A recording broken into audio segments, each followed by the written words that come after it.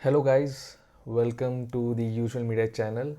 और आज हम इस वीडियो में सीखेंगे गूगल सर्च कंसोल के बारे में। गूगल सर्च कंसोल होता क्या है, उसका यूज़ क्या है एसईओ में। अ, तो जैसा कि हमने पिछले वीडियोस में समझा था, गूगल जो है आपके वेबसाइट को या फिर आपके वेबसाइट के अलग अलग लैंडिंग पेजेस को जो है क्रॉल करता है, राइट। तो फॉर एग्जांपल मान लीजिए आपके डिफरेंट वेबसाइट्स हैं या फिर डिफरेंट लैंडिंग पेजेस हैं, राइट। L1, L2, L3।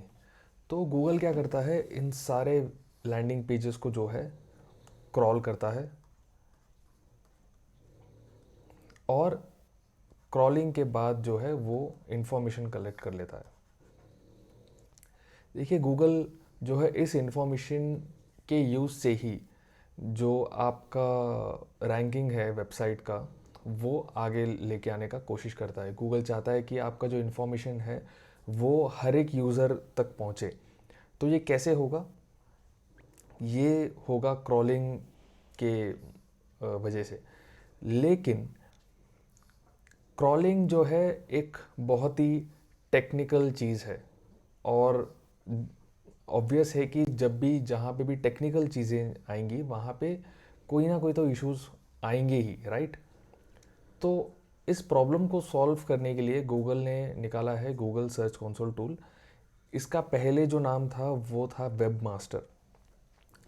तो ये बेसिकली करता ये है कि आपको एक ऑप्शन देता है एक डैशबोर्ड पे, जहाँ पे आप अपने वेबसाइट को जो है मैन्युअली जो है क्रॉल करवा सकते हो, राइट। आप इवन वेबसाइट पूरे डोमेन को या फिर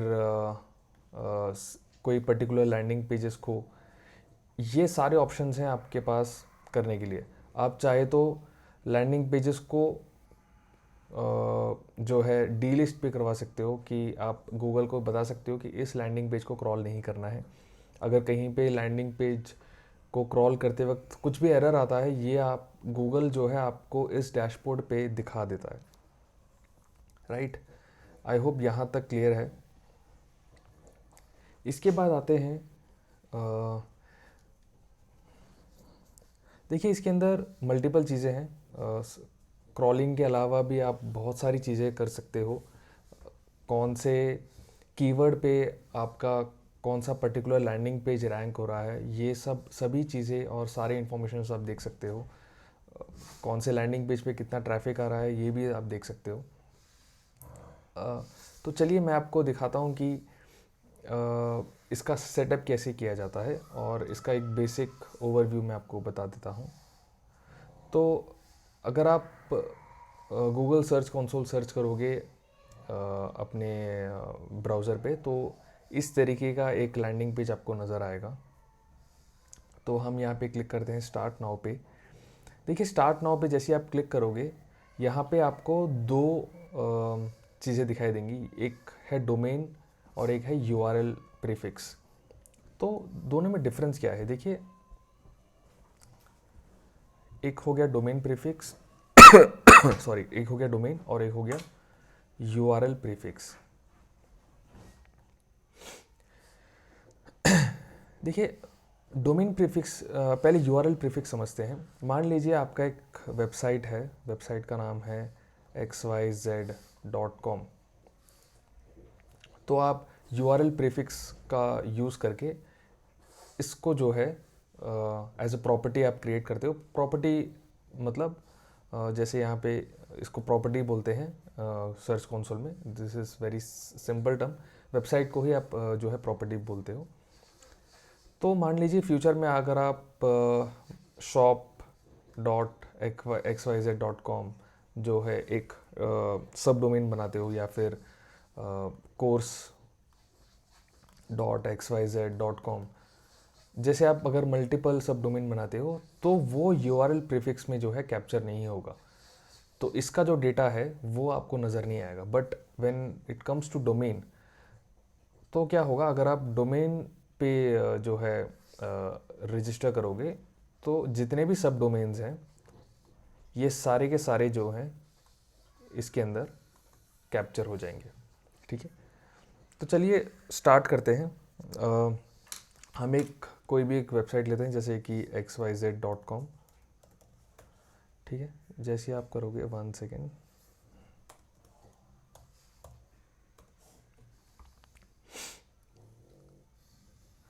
तो आपके पास मल्टीपल ऑप्शंस होते हैं इस डोमेन को वेरीफाई करने के लिए। यहाँ पे तो खैर हमें कम ऑप्शंस दिखा रहा है, बट यूजुअली जो है ऑप्शंस कुछ इस प्रकार के होते हैं। आपको पहला ऑप्शन मिलता है HTML का।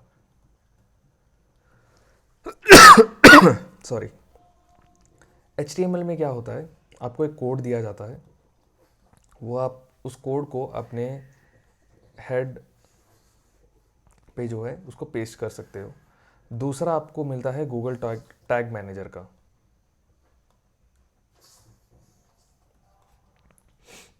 जब भी आपको गूगल टैग मैनेजर कोड मिले तो आपका जो काम है वो बहुत आसानी से हो जाएगा। आप HTML का जो कोड है वो वर्डप्रेस के वेबसाइट पे खुद ही जो है मैन्युअली पेस्ट कर सकते हो, या फिर आप किसी डेवलपर का हेल्प ले सकते हो। और भी मल्टीपल ऑप्शंस हैं, जैसे कि गूगल एनालिटिक्स। अगर आपका वेबसाइट सेम ही आईडी से कनेक्टेड है गूगल एनालिटिक्स और सर्च कंसोल, तो आप जो है इजीली उसको सिर्फ विद इन फ्यू क्लिक्स आप जो है उसको कनेक्ट कर सकते हो। तो ये था कुछ information regarding Google search console. I hope ये आपके लिए यूज़फुल था। So yes, thank you so much.